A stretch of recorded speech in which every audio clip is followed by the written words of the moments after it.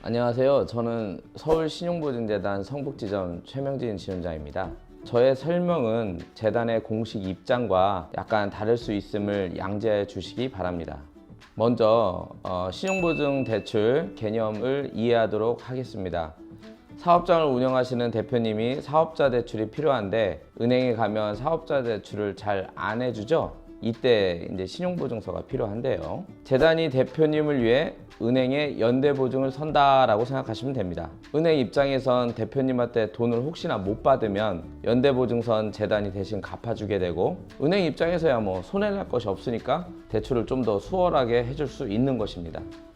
은행은 재단의 자금 지급력을 믿고 안심하고 사장님들께 대출을 지원하게 됩니다. 한마디로 기업의 신용을 재단이 보증할 테니 대출해줘라. 이것이 신용보증 대출의 개념입니다.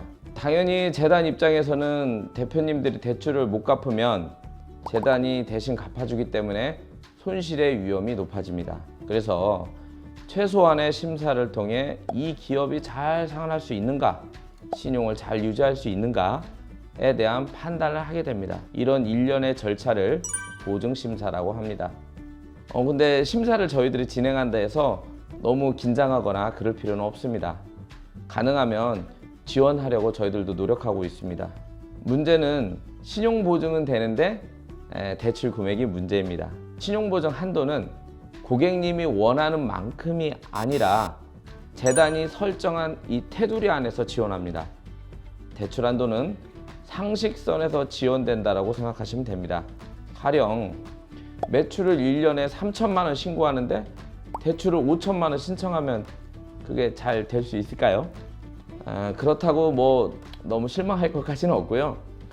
나의 매출은 1천만 원밖에 안 돼, 갈 필요 없겠다, 이렇게 지레 짐작하에 안 오시고 제2, 3륜권 금융권을 이용하시면 더 어려운 자금 상황에 놓이시게 됩니다.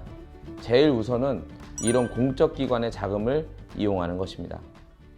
두 번째, 소상공인이 받을 수 있는 일반 대출과 저희들 신용보증 대출의 차이점에 대해서 한번 설명드려 보도록 하겠습니다. 일반 대출이라고 하면 우리 개인 기업, 개인 사업자들이 은행 가서 신용으로 받을 수 있는 그런 사업자 신용대출을 가정해 보도록 하겠습니다. 우선 사업자 대출을 받기가 여간 까다로운 게 아닙니다. 이런 은행 사업자 대출을 받으려면 대표자의 신용등급은 상위 등급, 소득금의 증명상 플러스 상태, 매출액과 영업이익도 일정 수준 되어야 하고요. 은행 거래 실적도 있어야 할 것 같습니다. 하지만 대표님들 은행 신용대출 한 번쯤 경험이 있으실 테지만 이게 쉽지 않습니다. 대출 금액과 이자를 먼저 걱정하시지만 대출 자체가 안 되는 경우가 허다합니다. 승인이 나도 매출과 영업이익이 적으면 신용대출 3천 넘기기가 어려운 것으로 알고 있습니다. 이자도 비싼 편이고요. 이게 일반 사업자 대출의 현실입니다. 그래서 보통은 개인의 부동산 담보를 넣고 사업자 대출을 빼는 경우가 많습니다. 즉, 부동산이 없는 사업자는 대출 받기도 어려운 것이 현실입니다. 은행은 신용 등급에 따라 대출 이자 차이가 심합니다. 이 신용 등급도 은행 자체 평가에 의한 신용 등급인 것으로 알고 있습니다. 그리고 평균금리를 보시면 이게 등급별 가중평균한 금리인데요. 보시면 은행들 어떻습니까? 대부분 1에서 3등급이 대출이 나가고 5등급 밑에는 거의 대출이 안 나가는 것을 보실 수 있습니다. 즉 5에서 10등급은 은행에서 거의 신용으로 대출 받기가 어려운 구조라고 보시면 됩니다. 반면에 보증서 담보대출 경우에는 개인의 신용 등급에 상관없이 재단의 보증 비율에 따라 금리가 결정된다고 보시면 되는데요. 보증 비율이 지금 좀 어려운 개념이 나왔는데 어떤 의미냐면, 아까 대표님이 못 갚으시면 저희 재단이 대신 갚아준다고 그랬잖아요. 그 대신 갚아주는 비율을 의미합니다. 예를 들면 1천만 원 사장님께서 대출을 받으셨습니다. 100%면 재단이 1천만 원을 다 물어주고, 만약에 90%이면 보증 비율이 90%이면 900만 원을 저희들이 대신 갚아주는 겁니다. 당연히 은행 입장에서는 은행 손실이 전혀 없는 100% 보증을 선호하겠죠. 그것이 좀 더 이자도 싸고요. 은행에 손실이 있으면 그만큼 이자에 반영되는 구조입니다. 자, 어떻습니까 여러분? 신용등급이 낮은 기업일수록 또는 창업기업일수록 또는 매출이 많지 않은 기업일수록 신용보증서 담보대출을 이용하면 일반 은행에서 받는 사업자 대출보다 더 큰 이자 차익을 볼 수가 있는 겁니다. 신용보증서 담보대출의 메리트가 혹시 보이시나요? 보증서를 받는 게 약간 귀찮은 것도 있고 보증료도 발생해서 부동산을 통해 사업자 대출을 받는 분이 많은데요. 아까운 부동산 담보는 나중에 받으시고 정부에서 하는 공적 담보를 활용해 보심이 자금 운용에 유리할 것으로 판단됩니다. 세 번째로는 보증심사 및 보증한도 사정 방법에 대해서 말씀드리도록 하겠습니다. 앞서 재단이 보증심사를 왜 해야 하는지 잠깐 언급을 했었는데요. 저희들이 이제 기업의 신용만을 보고 대출을 하다 보니까 리스크에 상당히 노출이 되어 있는 상태입니다. 그래서 이제 보증심사를 좀 하긴 해야 되는데요. 재단에서 기업의 어떤 것을 중점적으로 보는지 심사하는지 알아야 준비를 잘 할 수 있겠죠. 몇 가지 알아보도록 하겠습니다. 첫째, 현재 사업장을 운영 중에 있어야 됩니다. 이게 개인 대출이 아니고 사업자 대출임을 의미합니다. 휴업 중이거나 매출 신고가 전혀 없는 경우에는 사업장을 운영 중에 있다라고 보기 어렵습니다.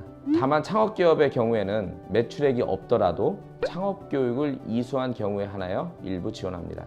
둘째, 실청인 현재 연체 대출금이 없어야 합니다.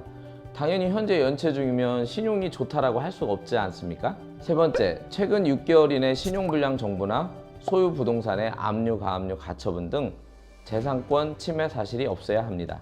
네 번째, 최근 3개월 이내 30일 이상 계속된 연체나 10일 이상 계속된 연체 대출금이 4회 이상 보유하면 안 됩니다.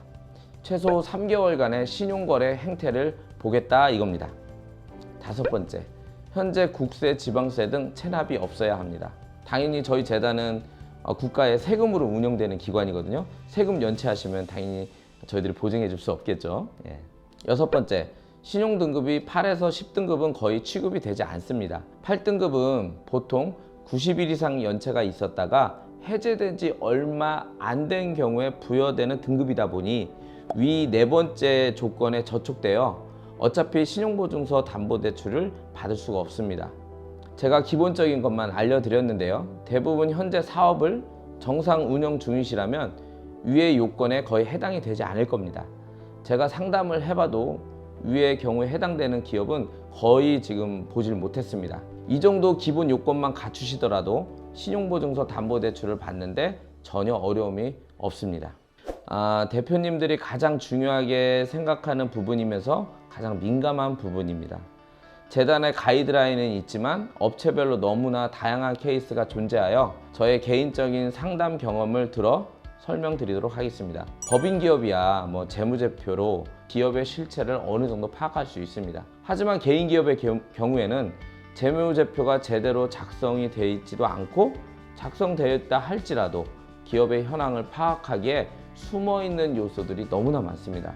이에 재단은 소상공인의 특성을 감안하여 일정한 가이드라인을 두고 그 내에서 다른 요소를 결합시켜 한도를 산출하고 있습니다.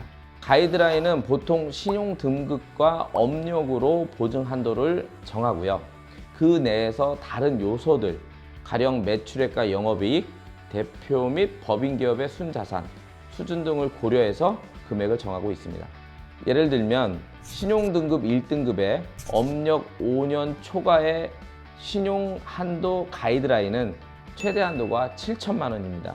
이 금액 이내에서 매출액과 영업이익, 순자산, 사업의지 등 비계량적 요소들을 합쳐서 적절한 금액을 정하게 됩니다. 신용 등급도 높고 업력도 오래되었지만 매출 신고가 1년에 5천만 원 정도라면 최대 한도인 7천만 원을 전부 해드리는 것은 어렵습니다. 그 이하에서 결정이 되겠지요.